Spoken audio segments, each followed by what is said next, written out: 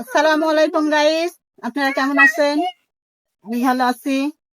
সকাল থেকে 5 গাবলা ভাত খানো, তো এখন পর্যন্ত মুখে রুচি হইল না, সেজন্য কামরঙ্গা মাখানি করবো। দেখি মুখে রুচি হয় কি। কি কি দিয়ে মাখাচ্ছো?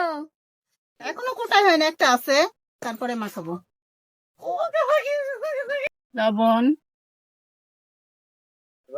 মরিচের গুঁড়া, মুখো, এই যে কাসুন্দি।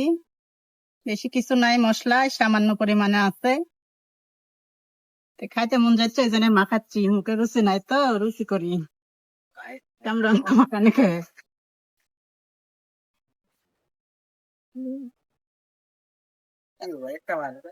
এম করো, মাশাআল্লাহ।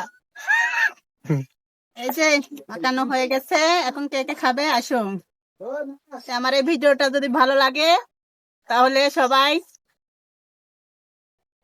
লাইক কমেন্ট শেয়ার করবেন। বিসমিল্লাহ। মাশাআল্লাহ, অনেক সুন্দর হয়েছে।